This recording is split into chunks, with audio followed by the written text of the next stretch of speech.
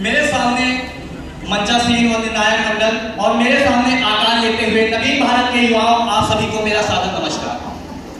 आज विषय है 2047 में हमारा भारत कैसे होगा, मेरे सपनों का भारत मैं कैसे देखूंगा। हम उस देश के वासी हैं, जहां हिंदू मुस्लिम सिख ईसाई सब हैं आपस में भाई भाई।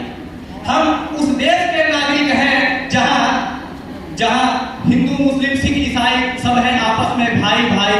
हम उस देश के नागरिक हैं जहां हमें सत्य हिंसा का पाठ पढ़ाया जाता है, हम सबको मिलजुल कर रहना सिखाया जाता है। हम सब उस देश के नागरिक हैं। महोदय, 2047 हमारे भारत कैसा होगा?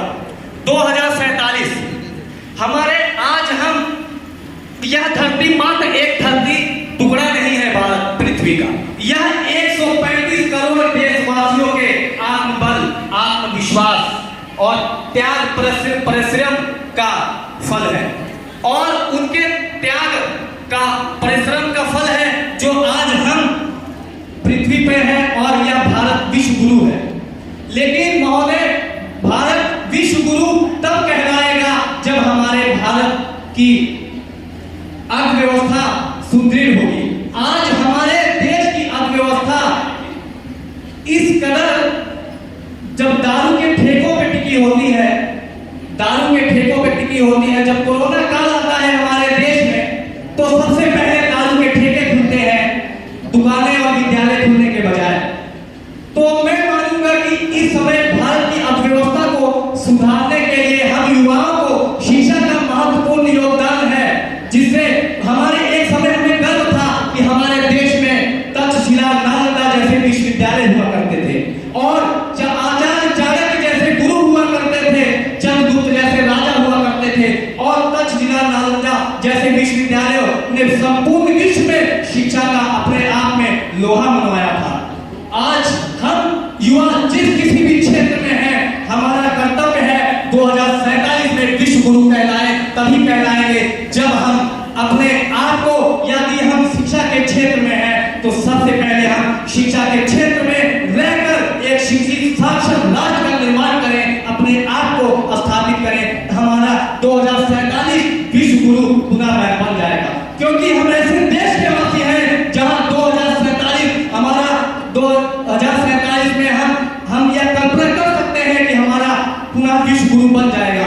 जिस तरह से तीव्र गति से हमारे भारत उन्नत के राहों पे चल रहा है, उन्नत कर रहा है, मुझे आशा है 2047 में हमारा भारत पूर्ण आत्मनिर्भर बन जाएगा, क्योंकि आत्मनिर्भर भारत हमारा बन रहा है और युवा आत्मनिर्भर हो रहा है। क्योंकि मैं मानता हूं, परंतु आज हमारे देश में गरीबी चरम सीमा पे है, बेरोजगारी चरम सीमा पे है और भूखमरी, बाल श्रम जैसी व्यवस्थाएं हमारे एक चुनौती है विश्व गुरु बनने के लिए। लेकिन हम सभी युवाओं का यह कर्तव्य है कि हम सब शिक्षित होकर एक देश को अपने सुदृढ़ और संगठित राष्ट्र बनाएं और अपने युवाओं की शिक्षा के माध्यम से और विश्व गुरु के पटल पे हम एक बार पुनः स्थापित करें अपने देश को। और आज मुझे तब राहत होती है जब बच्चा पढ़ने के बजाय, स्कूलों में पढ़ने के बजाय होटल पर प्लेबैक होता है, रेस्टोरेंट पे, होटलों में वो सफाई करता है स्कूलों में जाने के बजाय। जब उनका शोषण बंद होगा, यदि हम शिक्षा के क्षेत्र में हैं तो हमारा यह कर्तव्य है कि हम अपने साथ उन बच्चों को, उन समाज को जागरूक करें। आज हमारे देश में नोट, सिक्के, पैसों की लेन देन कम हो रहा है, क्योंकि आज हमारे देश में डिजिटल करेंसी, पेटीएम, फोन पे, तमाम जैसे डिजिटल पेमेंट की भरमार लगी है। मुझे पता है, मैं जानता हूं कि 2047 में आशा है कि यह नोट एकदम 90% खत्म हो जाएंगे, 10% बचेंगे, क्योंकि ऑनलाइन पेमेंट जिस तरह से विस्तार हो रहा है और आत्मनिर्भर बन रहा है। और आज हमारे गांव को किसानों के साथ देने की हमें आवश्यकता है। हम किसानों से दरकिनार करते जा रहे हैं, शहरों की ओर निवास करते जा रहे हैं। हमारे किसानों का साथ देने सभी युवाओं, सभी समाज को, क्योंकि किसान उगाएगा तभी यह देश खाएगा। जब हमारे किसान, थैंक यू, जय हिंद। मैं देश चले मैं कुछ ना बोलूं, ऐसा मैं गद्दार नहीं, कामगार होकर मैं जिम्मेदारियों से पीछे हटूं, ऐसे मेरे संस्कार नहीं। जय हिंद, जय भारत। Thank you.